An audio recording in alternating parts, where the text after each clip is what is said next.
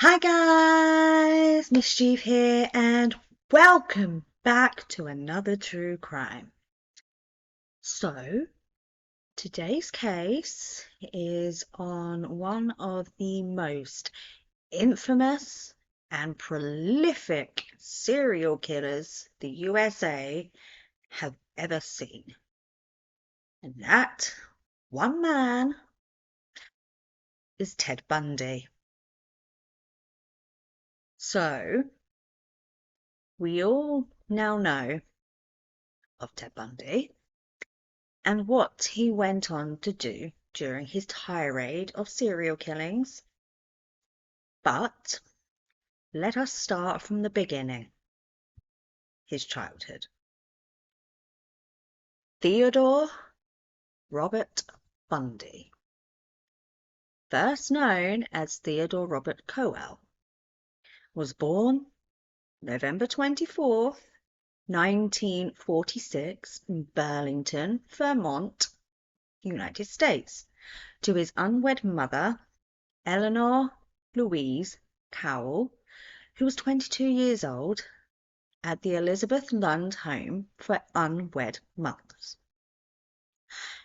Eleanor wanted to put Ted up for adoption, but her father, Samuel Netch Cowell, convinced her to move to Philadelphia. He grew up believing that his grandparents were his actual mother and father, and his mother was actually his sister. Talk about messed up, to say the least, from the beginning. So, why did this man become what he is? Let's get more into it. Bundy's grandfather, Samuel, some say he was known to have a violent temper. Some say he was one of the loveliest men around, so we don't quite know as to why he had this streak of violence. But we do know his grandmother, Eleanor Miriam Longstreet, suffered from depression and agoraphobia. Now, agoraphobia is a fear of being in situations where escape or help wouldn't be readily available. So, most people with agoraphobia won't step outside of their homes. For the first 3 years of his childhood, he lived with his grandparents in Roxborough, Pennsylvania, who raised him for those 3 years as their son, as, rightly so, there was a stigma around unwed mothers in 1946. During these few years, Ted occasionally exhibited disturbing behaviours. According to Louise's young sister, Julia Cowell, she woke up from a nap one time to find herself surrounded by knives from the kitchen, seeing her 3-year-old nephew standing by the bed, just smiling. This was just the beginning. In 1950, Louise changed her name from Cal to Nelson and was urged by multiple family members to leave Philadelphia, which she did with Ted in tow, and began living with 2 cousins, Alan and Jane Scott, in Tacoma, Washington. While living there, Louise met a man by the name of Johnny Culpepper Bundy in 1951 at an adult singles night at Tacoma's First Methodist Church. They married later that year, and Johnny formally adopted Ted, leading to his name change to Bundy, which will become one of the most infamous last names ever. A childhood neighbour from Tacoma, Sandy Holt, gave some insight as to what Bundy was like as a child. She described him as a bully and a mean-spirited kid. She noted that he liked to terrify people. He liked to be in charge. He liked to inflict pain and suffering and fear. Holt also alleged that Bundy engaged in animal cruelty, noting he hung one of the stray cats from the neighborhood from one of the clotheslines, doused it in lighter fluid, and set it on fire. Okay, so history has told us that if you start these sort of things from a very young age, you're going to be more likely to be a serial killer. And in this case, it wasn't wrong for Ted. Now, she also claimed that Bundy would take the younger kids to the woods and terrorize them. She stated he'd take them out there and strip them down, take their clothes. You'd hear them screaming for blocks. She also said that Bundy liked to make punji traps around the neighborhood, injuring one girl who had one whole side of her leg split open by the tiger trap. Now, punji traps are naturally tiger traps. They are used to capture and injure the tiger. Bundy was also a peeping Tom. Makes sense for him. Around his neighborhood, finding any homes that he could and watching the women undress, as well as other things, which is a precursor to sexual violence later on in life, which Bundy is known for.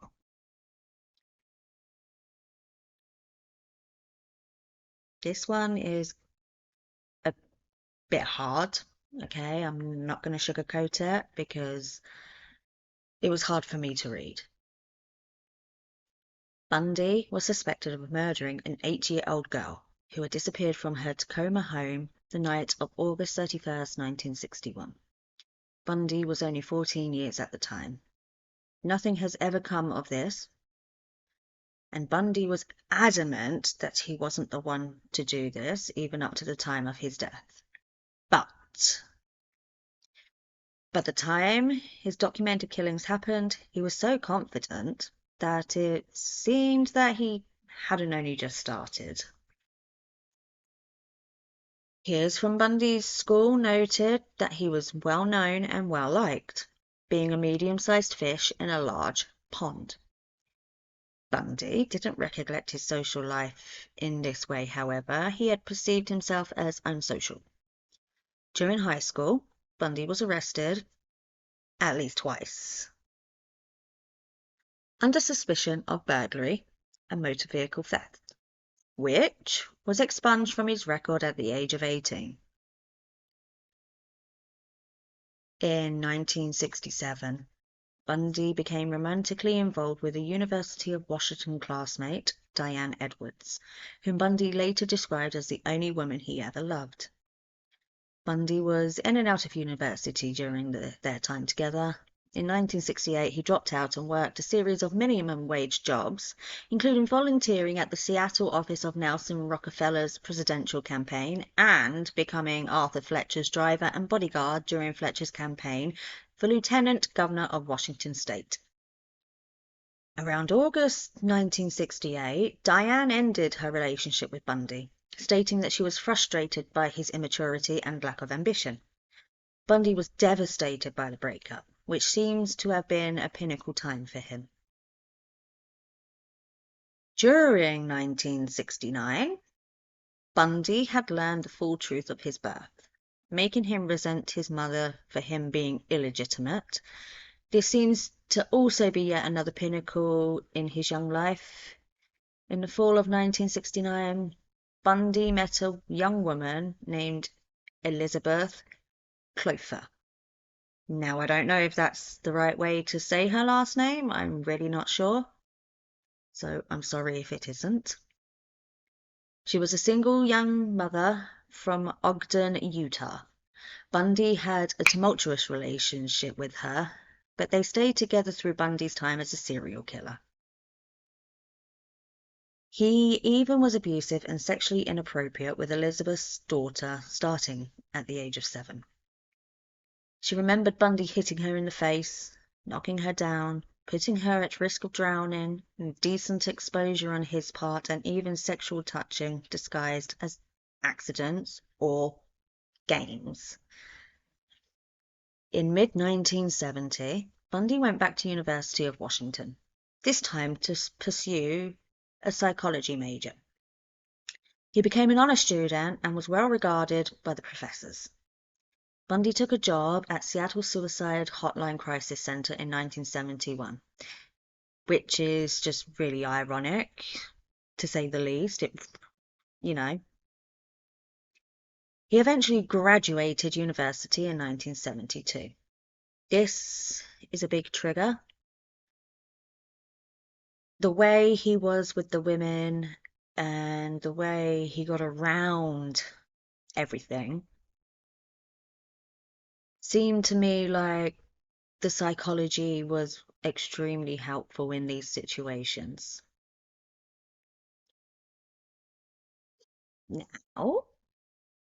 Now we know a little bit about his childhood and university and everything like that.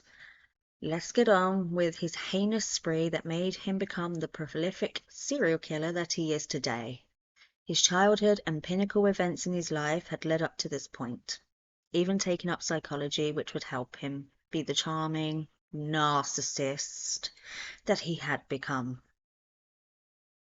During the first half of 1974, female college students were disappearing around one per month.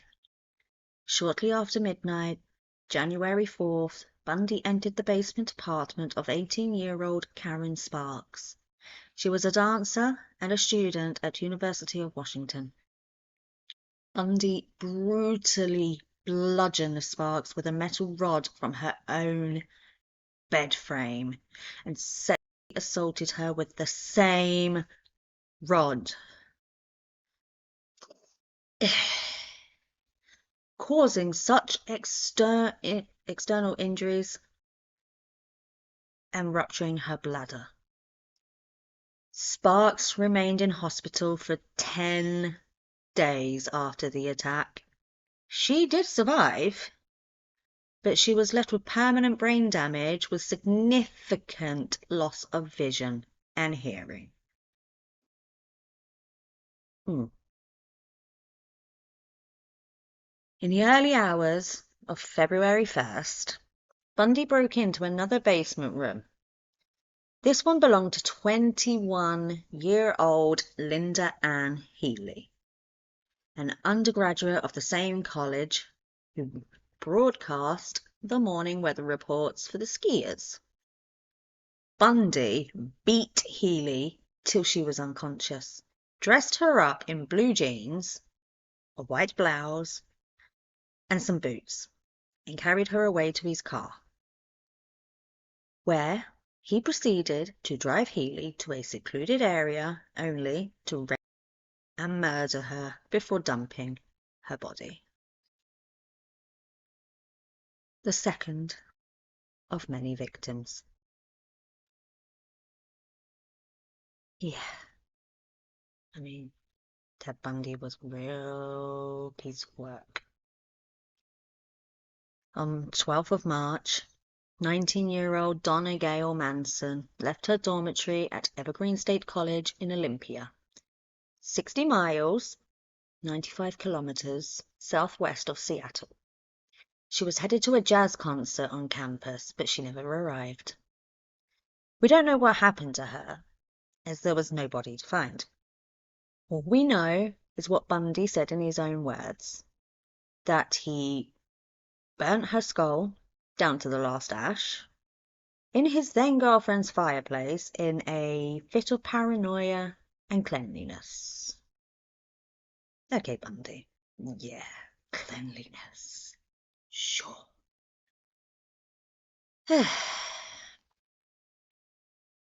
Now, you may already have figured this out, but we're going pretty much month to month here. So, yeah, that was March. Now we're in April. April 17th. 18-year-old Susan Elaine Rancourt disappeared while on her way back to her dorm room after an evening advisors meeting at Central Washington State College in Ellensburg, which is 110 miles or 175 kilometers southeast of Seattle. So this man got around. Later, 2 female students came forward with information stating that they saw a man wearing a sling, asking for help to carry his books to his car, which was a brown or tan Volkswagen Beetle. This is going to keep coming up, this car, okay? This was the car that was Ted Bundy's, and I do not know why he carried on using this car, because it's very noticeable, and it was in every single place there was a murder. But I digress. We don't know what happened to Susan either.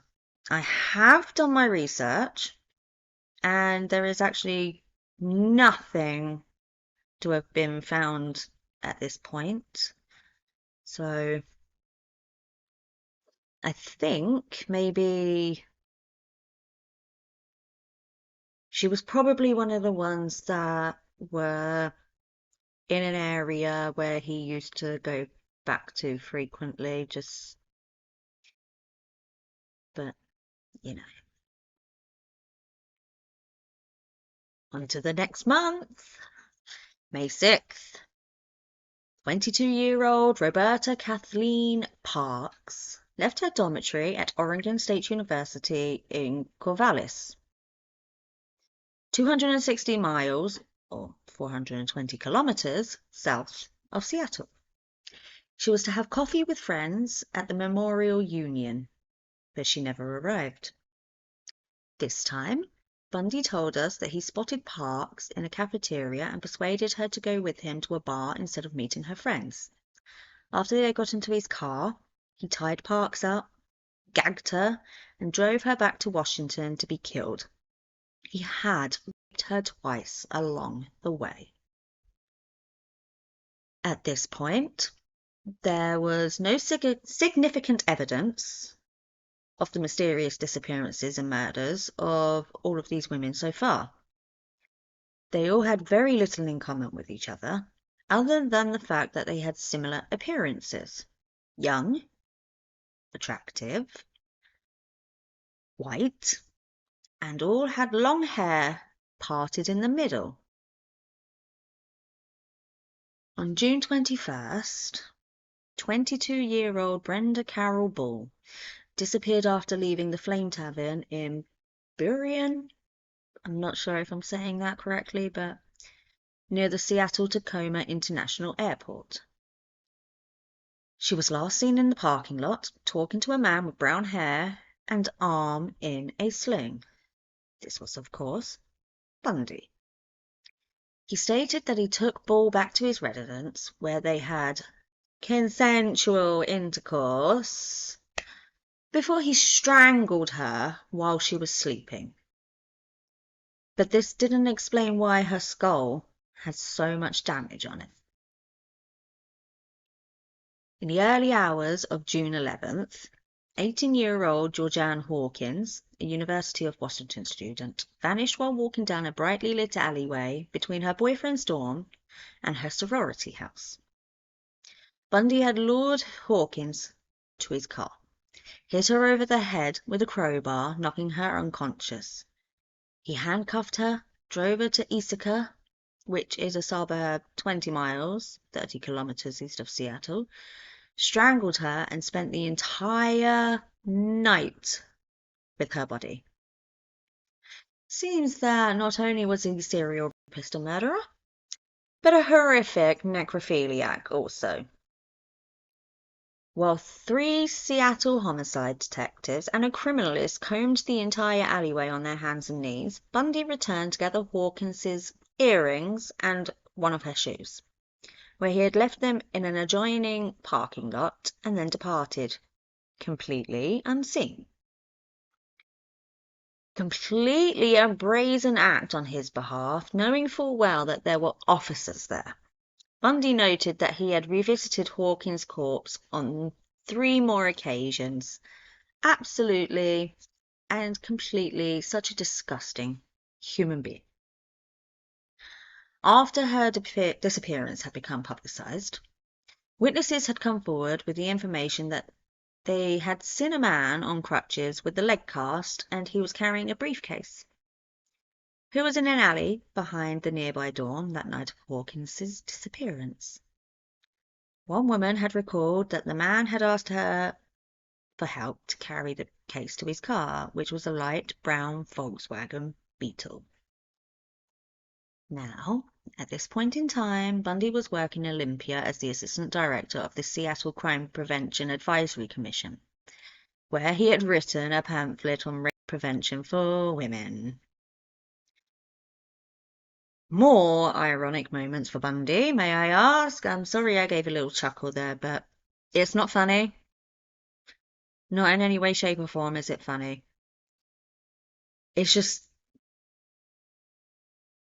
to me, everything that he's doing is just like a punch in the face to all of the women that were his victims, to be fair. It's not funny at all. But you know. Another ironic work placement was at the Department of Emergency Services, which was a state government agency who were involved in the search for the missing women. What is wrong with him? Seriously, like, I don't understand what is wrong with this man. I really don't get it. Like, he's putting himself into these situations, in these jobs that he should not be doing. He's the one who is on this spree, hurting all of these women, and yet going off to work for the emergency services that are invested in looking for these women. Now, while working here, he met and began dating Carol Ann Boone. Remember that name, because she's going to become extremely important in the final phase of his 6 years after all of this. Just remember Carol Ann Boone. By this time, the brutal attack on Sparks and the 6 missing women appeared in newspapers and televisions throughout Washington and Oregon. Fear was spreading throughout the population of women. Hitchhiking had seen a significant drop too, which was a usual form of getting around back in those days. Pressure was now mounting on the law enforcement agencies involved, but there was a scarcity of evidence which made this even harder to crack. The similarities of the victims were noted. They were the fact that the disappearances all took place at night, usually near ongoing construction works. The girls were all within a week of midterm or final exams when they disappeared, and the fact that there were sightings of a man wearing a cast or a sling who was driving a brown or tan Volkswagen. The Beetle comes in clutch. The last of the Washington and Oregon murders culminated on July 14th with 2 daylight abductions. So, Bundy just decided to toss a bit in the mix, stir up the pot for the police, It was a very crowded beach at Lake Sammamish State Park in Ithaca. Yeah. Usually he's been doing these things in a place where it's dark, not too many people around, This definitely throwing something in the works here, trying to get the police to not sniff him out so quickly. The 2 victims here were 23-year-old Janice Ann Ott and 19-year-old Denise Marie Nussland. Now, Janice was lured away by Bundy by asking her to help unload a sailboat. And then, around 4 hours later, Denise left a picnic she was at with her friends to go to the restroom. But she never returned. There were 4 female witnesses who described an attractive young man wearing a white tennis outfit, with his left arm in a sling, speaking with a light accent that they thought it was either Canadian or British. They heard him introduce himself as Ted before asking them to help him with unloading a sailboat from his tan or bronze-coloured Volkswagen Beetle. There's the Beetle again. 3 of them simply refused him. One went with him as far as his car and saw there was no sailboat, so she turned and fled. There were 3 additional witnesses who saw him approach Ott.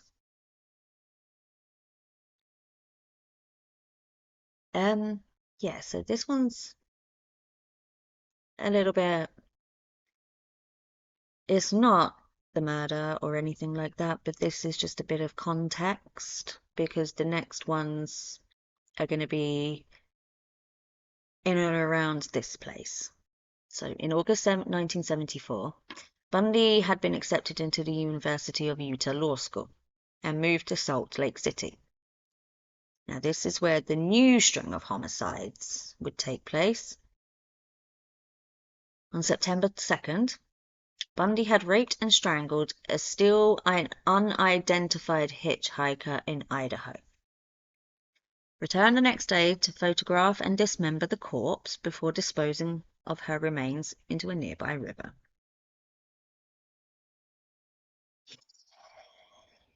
Poor girl was never identified, though.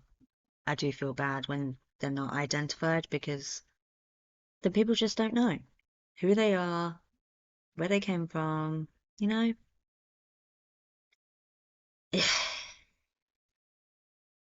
October 2nd comes around,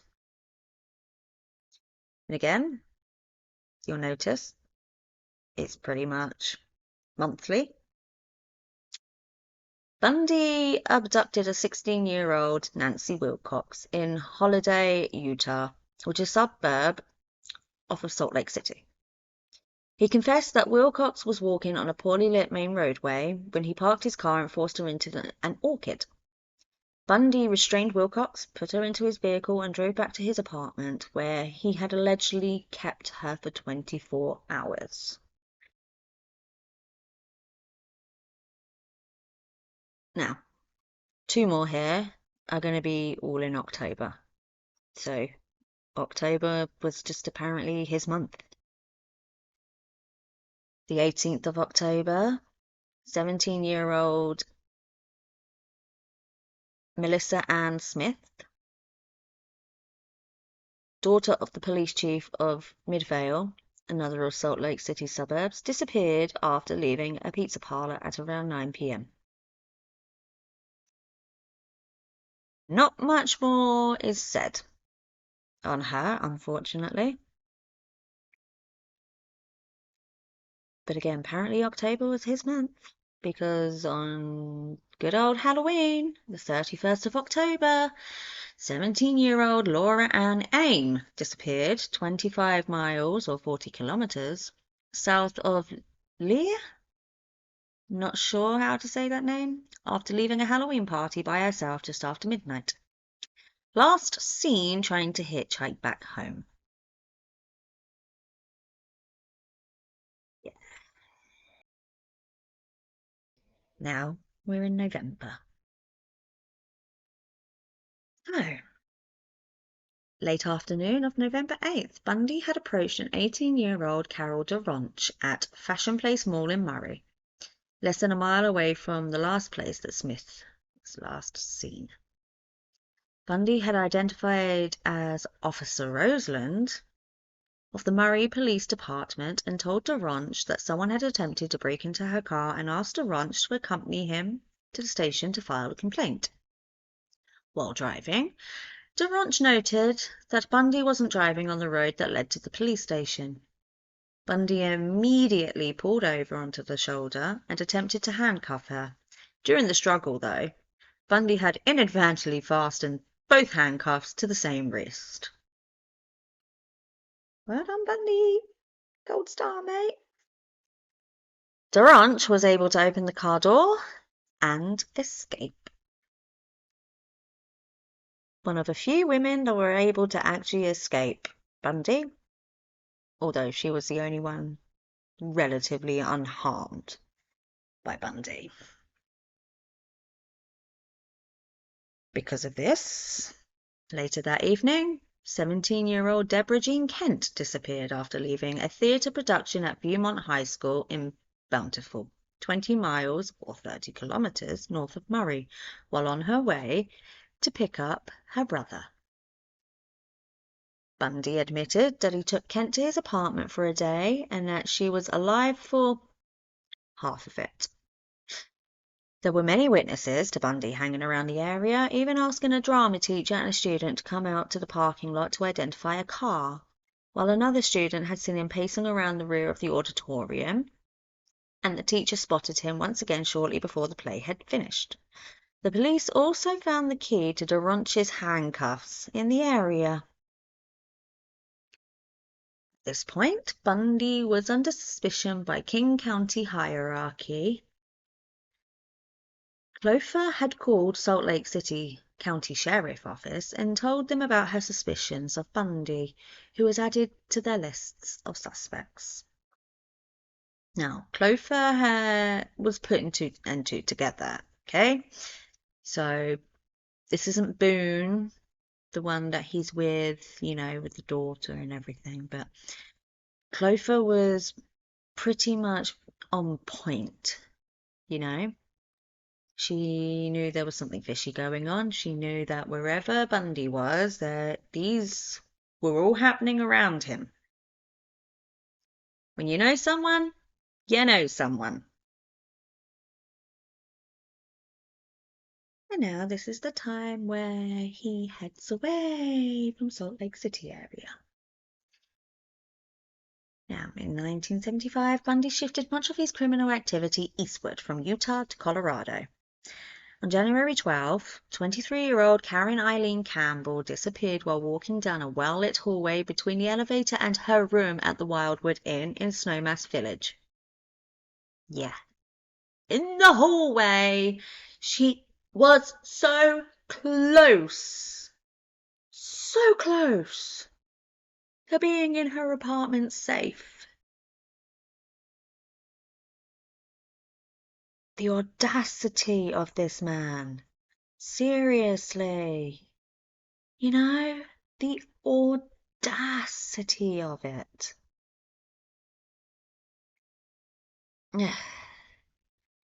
Just meh. Well, this one took at least 2 months. I think he was getting a bit fidgety after, time away from the kill. March 15th comes around, and 26-year-old Julie Lyle Cunningham disappeared while walking from her apartment to a dinner with a friend. Bundy approached her on crutches and asked her to help him carry his ski boots to his car. He had clubbed her, handcuffed her, before sexually assaulting her at a secondary site near Rifle. Weeks later, he had made the 6-hour drive from Salt Lake City to visit her remains. Ugh, mate, what is... Ugh, dude, no, you're nasty. You're a nasty man. Ugh. Ugh, April 6th.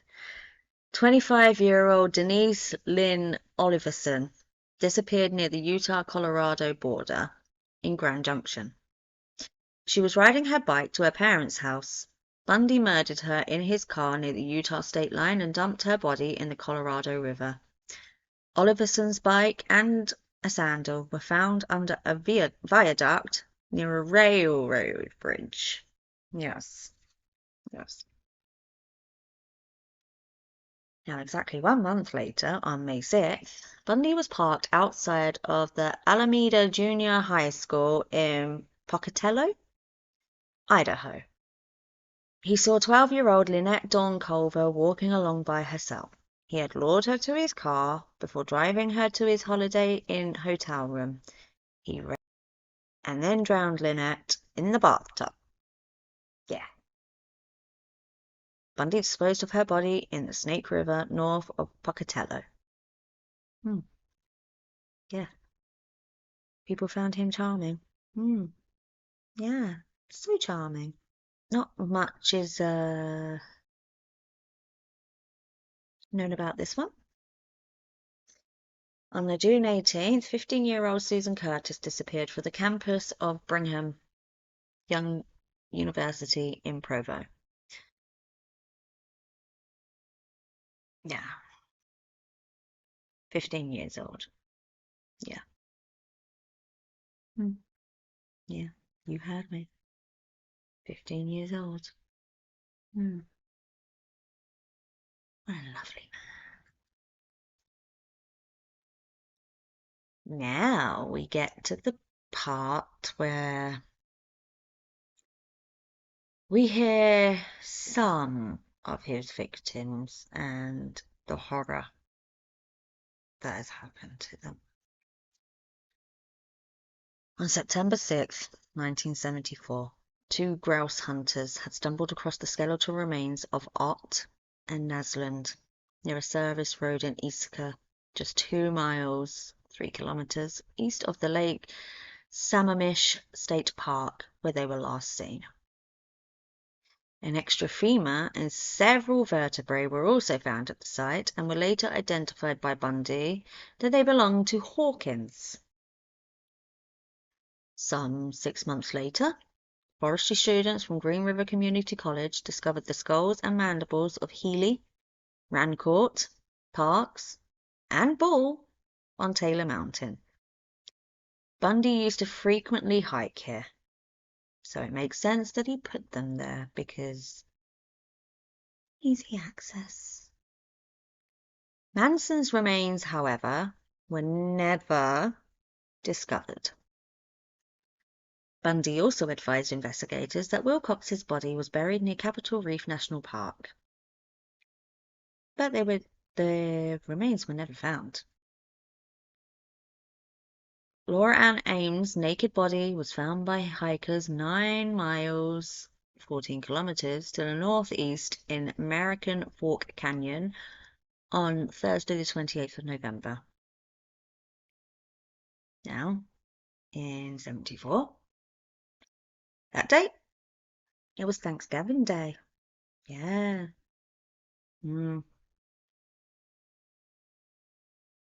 Thanksgiving Day. And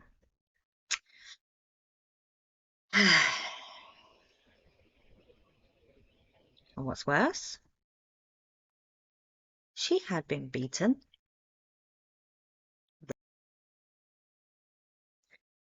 sodomized, and strangled with nylon stockings. She was found to have died November 20th, 20 days after her disappearance. Yeah.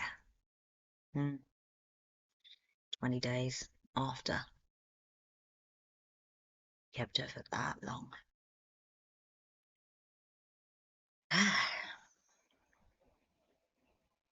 Now,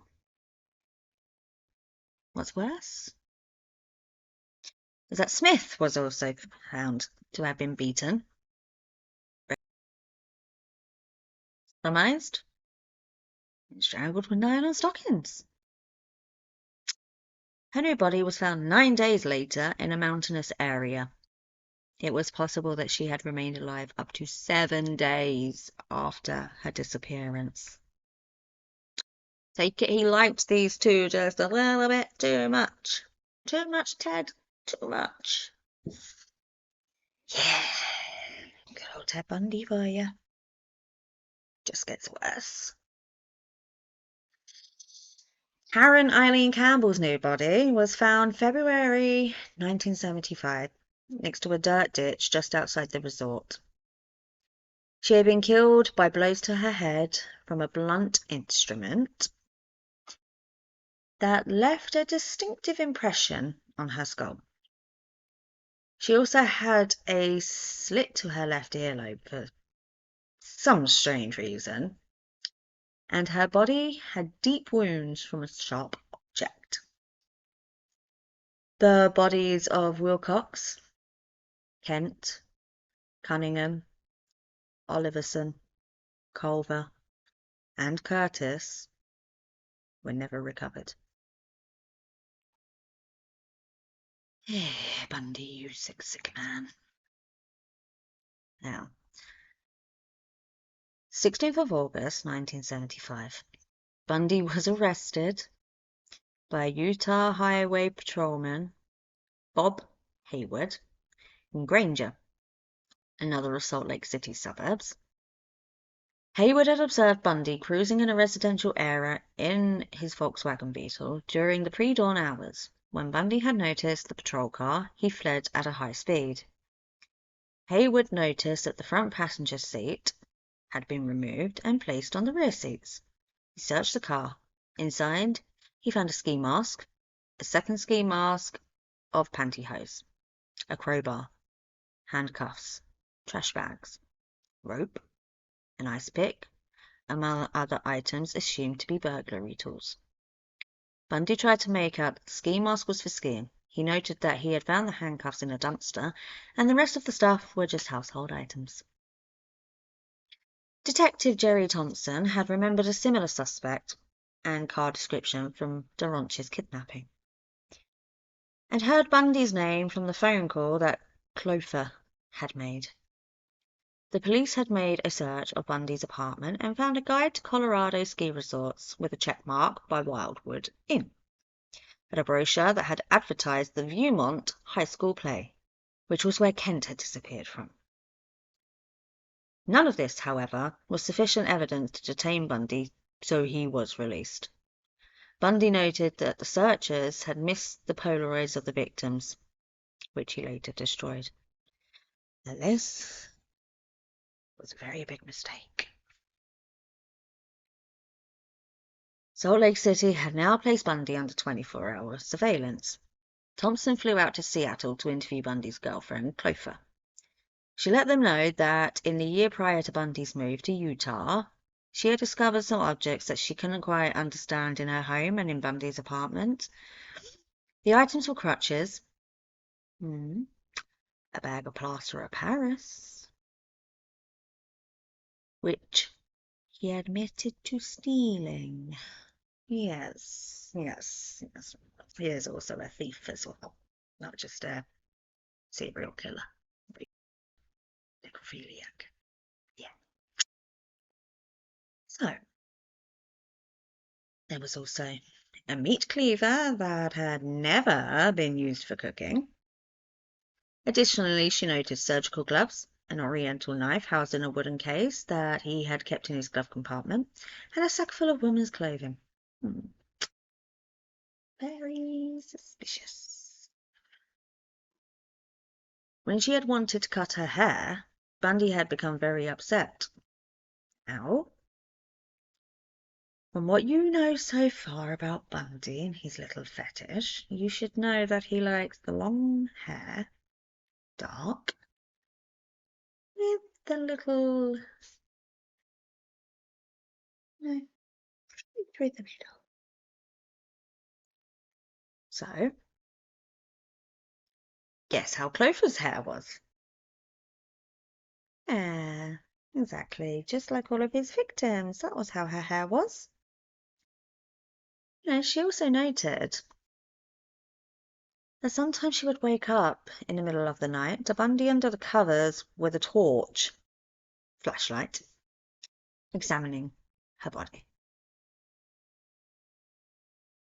Ugh. Just, ugh. The detective had confirmed that Bundy wasn't with her on any of the nights during which the Pacific Northwest victims had vanished, nor was he with her on the day that Ott and Naslund disappeared from Lake Sammamish Park. Ooh. Getting somewhere, we're getting somewhere. This is a long one, okay? Just bear with me, guys. Bear with me, because it is one hell of a case. In September, Bundy had sold his Volkswagen Beetle to a Midvale teenager. Utah police had impounded it, and FBI technicians dismantled and searched it. In their search, they had found hairs matching samples obtained from Campbell's body. Later, they had also identified hair strands from Smith and Aronch. On October 2nd, detectives had placed Bundy in a lineup, to which Daronch had immediately picked him out and identified him as Officer Roseland. Witnesses from Bountiful had also recognized him as the stranger who was at the Viewmont High School auditorium. There was more than enough evidence to charge him with the aggravated kidnapping and attempted criminal assault on Daronch. He was freed on a $15,000 bail, which his parents paid. Yeah, his parents paid. Good on Mummy and Stepdaddy. He was still kept under surveillance for the many murders, however. During November, the three main detectives, Jerry Thompson from Utah, Robert Keppel from Washington, and Michael Fisher from Colorado, all met in Aspen, Colorado to exchange all the information they had gathered, along with 30 other detectives and prosecutors from 5 different states. Oh, Bundy, what do you like? They all agreed that Bundy was the man they wanted and that they needed more hard evidence to get a conviction for the murders. If you know Bundy, ain't gonna be that easy. Bundy stood trial in February 1976 for the Daronch kidnapping. After a 4-day bench trial and a full weekend of deliberations, Judge Stuart Hanson Jr. had found Bundy guilty of kidnapping and assault. Bundy was sentenced to 1 to 15 years in the Utah State Prison in June. In October, Bundy was found hiding in the bushes in the prison, carrying an escape kit, including road maps, airline schedules, and a social security card. Now, where the hell did he get a social security card? I mean, people, come on, check their cells, please. But yeah, it goes on. He spent the next several weeks in solitary confinement. At last. Later in October, Bundy was found guilty of the Campbell's murder. Poor Campbell. From Colorado, and after a period of resistance, Bundy waived the extradition proceedings and was then transferred to Aspen in January 1977. But don't think for a minute that because he's in jail, he stays there. Okay? This is Ted Bundy we're talking about. And the man just wants to be free. Apparently. So. Gotta love a bit of Ted Bundy. So, this right here is where we're going to be looking at Ted Bundy's first escape. Now, yeah, you heard me, first escape. Yeah. Most criminals don't even get one escape. This man got more than one. It was on June 7th, 1977. Bundy was being transported from Garfield County Jail in Glenwood Springs to Pitkin County Courthouse in Aspen for his preliminary hearing. As you do. Although Bundy had opted to be his own attorney and was excused by the judge from wearing any shackles on his ankles and cuffs. Just shoot me now. As if Bundy isn't going to try and do something with this freedom that he has. That's the whole point of shackles and cuffs, to stop them getting anywhere, even if they're representing themselves. So, during a recess, Bundy asked to visit the courthouse's law library, as he was representing himself, and apparently he, His excuse was he wanted to do some research. While he was away from the guard's view, he opened the left window in this picture, just up here, and jumped out to the ground from the second story, injuring his right ankle as he has landed. Ha ha, Bundy. Ha ha. You deserve it. Bundy then shredded his outer layer of clothing, limped through Aspen as roadblocks were being set up on the outskirts, and hiked south to the Aspen Mountain. Yeah. Bundy made it near the summit, where he broke into a hunting cabin. He stole food, clothing, and a hunting rifle. He left the cabin the next day and continued south towards the town of Crested Butte. Yes, I know. Unfortunately for him, he became lost in the forest. Another ha-ha Bundy. Ha-ha. Bundy was wandering around aimlessly for 2 days on the mountain. He missed 2 trails that led down to his destination along the way. Ha-ha, Bundy, you deserve it. What can I say? No sympathy for you, mate. On June 10th, Bundy broke into a camping trailer on Maroon Lake, taking food and a ski parka. He made his way back north towards Aspen, managed to elude the roadblocks and the search parties along the way. Honestly, I don't know how he does all of this. Like, a lucky bastard. Just 3 days later, however, Bundy stole a car at the edge of Aspen Golf Course.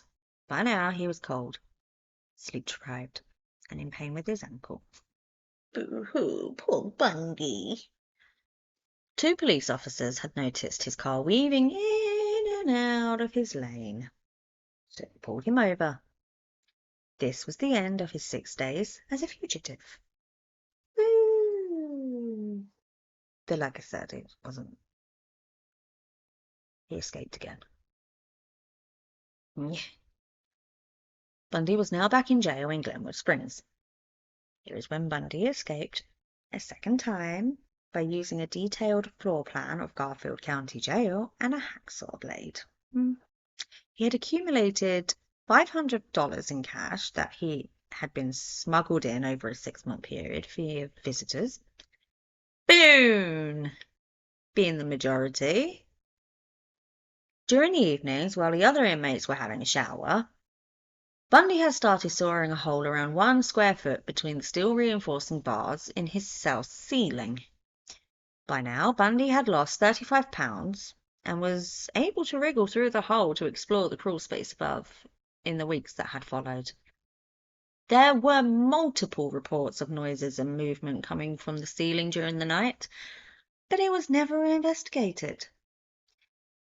In late 1977, Bundy's impending trial had become a massive deal in the small town of Aspen, and Bundy filed a motion for a change of venue to Denver.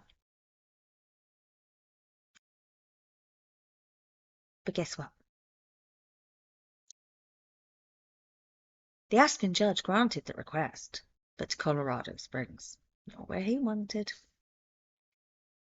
Here we go. The night of December 30th. Most of the guards were on Christmas vacation, of course. And the non-violent prisoners were out on furlough.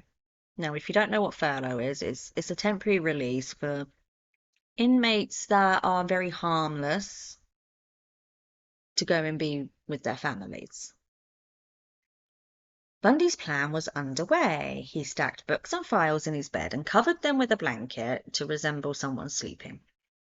Before climbing through the crawl space, Bundy broke through the ceiling of the chief jailer's office, who was out with his wife, took some street clothes out of the closet, put them on, and casually walked out of the frickin' front door.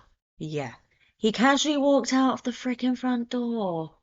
Come on, people. How many chances do you need with Bundy? Yeah.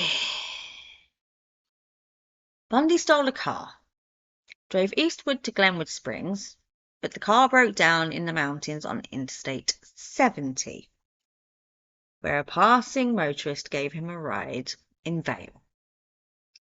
Bundy managed to catch a bus from Vail to Denver and boarded a morning flight to Chicago.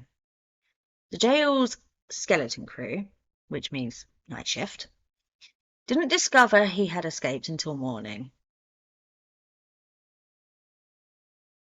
It took 17 hours to figure out that he had escaped. Yeah. And by this time, the man himself was in Chicago already. They didn't let him escape. None of these would have happened. Oh, people. Now that he was in Chicago, Bundy traveled by train to Ann Arbor, Michigan, and went to a local tavern on January 2nd. Just 5 days later, he stole yet another car and drove to Atlanta, where he got on a bus headed to Tallahassee, Florida. He arrived in Tallahassee the morning of January 8th. Bundy stayed at a hotel for just one night before going to rent a room under Chris Hagen at a boarding house near Florida State University campus. Dirty bastard. Dirty bastard. Another university. In the early hours of January 15th, 1978, just 1 week after his arrival in Tallahassee, Bundy decided to enter a cheap Omega house on the campus through the rear door that had a faulty lock mechanism. At around 2:45 a.m., he bludgeoned 21-year-old Margaret Elizabeth Bowman with a piece of oak firewood as she slept, before garroting her with a nylon stocking. Bundy then moved on to 20-year-old Lisa Levy and beat her unconscious before strangling her, tearing one of her don't ask me, biting deeply into her left buttock and sexually assaulting her with a hair mist bottle. Just Bundy. There are so many words I could describe this man, but most of them are not content appropriate.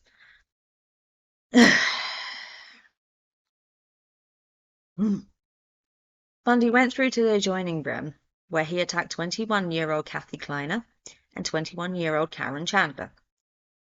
Bundy broke Kathy's jaw and deeply lacerated her shoulder. Karen suffered a concussion, a broken jaw, loss of teeth, and a crushed finger. Both, however, survived the attack. So, 2 didn't, 2 did. The Tallahassee detectives had determined that the 4 brutal attacks took place within 15 minutes. More than 30 witnesses were around, but no one heard anything. Bundy left the sorority house and broke into a basement apartment just 8 blocks away, attacking 21-year-old Cheryl Thomas, dislocating her shoulder and fracturing her jaw and skull in 5 places. Cheryl was left with permanent deafness and equilibrium damage that had ended her dance career. Detectives found a semen stain and a pantyhose mask on her bed containing 2 hairs similar to Bundy's. Just like being locked up, he was like a caged animal, and as soon as he got let free, he just... Rah! He had to get it all in. Yeah. February 8th had come by. Bundy drove to Jacksonville in a stolen FSU van. He approached 14-year-old Leslie Parmenter, daughter of the Jacksonville Police Department's chief of detectives, in a parking lot. Bundy identified him as Richard Burton from the fire department. But he soon retreated after Leslie's older brother showed up and confronted Bundy. Bundy backtracked to Lake City that afternoon. The morning after, 12-year-old Kimberly Diane Leach was summoned to her homeroom by her teacher to retrieve a forgotten purse. But she never returned back to class. 12 years old. Her partially mummified body was found 7 weeks later after an intensive search. She was found in a pig farrowing shed near Suwannee River State Park.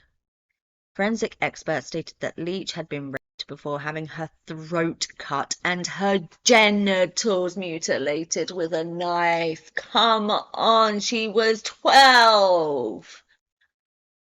12 years freaking old. And this is what happens to her. Okay, now, February 12th had come by. Bundy now had zero funds to pay for his overdue rent and had growing suspicions that police were closing in on him. So he stole a car and fled from Tallahassee to Florida Panhandle. 3 days after, around 1 a.m., Bundy was stopped by a Pensacola police officer, David Lee, near the Alabama state line after a wants and warrants check showed the car was stolen. David Lee announced to Bundy that he was under arrest, to which Bundy retaliated by kicking Lee's legs out from under him and took off running. Lee shot 2 warning shots, gave chase, and tackled Bundy. Both Bundy and Lee struggled over the gun before Lee subduing and arresting Bundy. The stolen vehicle had 3 sets of IDs belonging to the female FSU students, 21 stolen credit cards, and a stolen TV set. There was also a pair of dark-rimmed glasses and a pair of plaid slacks, which Bundy had worn as his Richard Burton disguise. Lee was very unaware that he had just captured one of the FBI's 10 most wanted fugitives as he transported Bundy to jail. He had heard Bundy say, "I wish you had killed me." Bundy was convicted of 3 counts of attempted first-degree murder for the assaults on Kleiner, Chandler, and Thomas, and the 2 counts of burglary on July 24, 1979, after less than 7 hours deliberation. 6 months later, Bundy was found guilty for the abduction and murder of Leach in Orlando, less than 8 hours deliberation. During the penalty phase of the Leach trial, Bundy had taken advantage of a very obscure Florida law providing that a marriage declaration in court, in the presence of a judge, constituted a legal marriage. Bundy asked Boone to marry him, which she had accepted. February 10, 1980, Bundy was again sentenced for a 3rd time to death by electrocution. This was the one death sentence which was carried out. On October 24, 1982, Boone gave birth to a daughter, Rose Bundy. How could she still be on his side and have his child knowing what he has done to so many women? But she didn't know. Not for sure. She believed that he was innocent. Now, an execution date was announced in early 1986 for March 4th for the Chi Omega convictions, but the US Supreme Court issued a brief stay, which was quickly rescheduled to July 2nd. In April, Bundy confessed that he had often revisited Taylor Mountain, Ithaca, and other secondary crime scenes to lie with the victims and perform acts with their bodies until the purification had forced him to stop.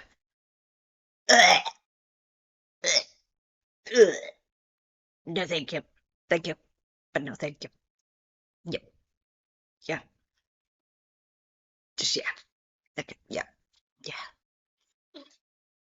Sorry, but... Oof. He had also stated that he had decapitated 12 of his victims with a hacksaw and kept a group of the heads in his apartment for a period of time before disposing of them. How lovely. How lovely. Just less than 15 hours before his scheduled execution on July 2nd, the 11th Circuit Court of Appeals stayed his execution indefinitely due to multiple technicalities in the Chi Omega case and ordered a review. This included Bundy's mental health and his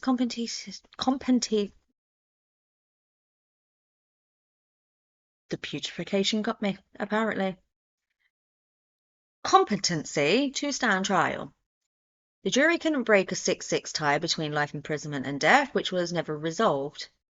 November 18th was the new set date to carry out Leach's sentence, but once again, the 11th Circuit Court issued another stay on November 17th in mid-1988. The 11th Circuit ruled against Bundy and set a final execution date for January 24th, 1989. Final. After the final date had been set in stone, Bundy decided to confess to all of his crimes, even ones that were completely unknown to the police, and Bundy never mentioned their identities. These poor women were murdered by Bundy, and now no one will ever know who they are. Disgraceful, Bundy. Disgraceful. Boone had finally come to realize that Bundy was in fact guilty of all these crimes. She was always on his side, professing his innocence. She eventually moved back to Washington with her daughter and refused to take Bundy's call the morning of his execution. Ha ha, Bundy, you deserve it. You dank yuck. Bundy was finally executed in the Rayford electric chair at 7:16 a.m. on Tuesday the 24th of January, 1989. His last words were, "Jim and Fred, I'd like you to give my love to my family and friends." Course you do, Bundy. This was the end of Bundy's tirade of being a serial killer. It will never be forgotten. He was one of the USA's most infamous and prolific serial killers that they have ever had to deal with. And I mean, ever. Everybody knows the name Ted Bundy. You know. But, now that that's over with, I would like to end all of this with the women that are known to be Ted Bundy's victims. Unfortunately, not all of his victims will be here because some of them can never be identified. And I will be putting pictures up of each one as I go along. The suspected one, Anne Marie Burr, just 8 years old. Karen Sparks, just 18 years old. She did survive, but at what cost? Linda Ann Healy, just 21 years old. Donna Gale Mason, just 19 years old. Susan Elaine Rancourt, just 18 years old. Roberta Kathleen Parks, just 22 years old. Brenda Carroll Ball, just 22 years old. Georgianne Hawkins, just 18 years old. Janice Ann Ott, just 23 years old. Denise Marie Nasland, just 19 years old. Nancy Wilcox, just 16 years old. Melissa Ann Smith, just 17 years old. Laura Ann Aim, just 17 years old. Carol DeRonch, just 18 years old. Thankfully, she did survive. Deborah Jean Kent, just 18 years old. Karen Eileen Campbell, just 23 years old. Julie Lyle Cunningham, just 26 years old. Denise Lynn Oliverson, just 25 years old. This one gets me. Lynette Dawn Culver, just 12 years old. Susan Curtis, just 15 years old. Margaret Elizabeth Bowman, just 21 years old. Lisa Jane Levy, just 20 years old. Kathy Kleiner, just 20 years old. Glad she survived. Karen Chandler, just 21 years old. Again, I'm glad she did survive. And Kimberly Diane Leach, just 12 years old. These are just the known victims, and there are many other suspected and many other unidentified. So that is the end of today's case of the despicable and gross and Ted Bundy. It would be appreciated if you would like and subscribe. It would mean a lot to me very much. I hope you enjoyed the video. I know it is a little bit of a long one, but it's a Ted Bundy case and there was so much to go through. I had already shortened it way down and it's still come out to this. I hope you all have a really good day. I hope you also have a very good week because I'm not a daily person. And I will see you in the next one. Bye, guys.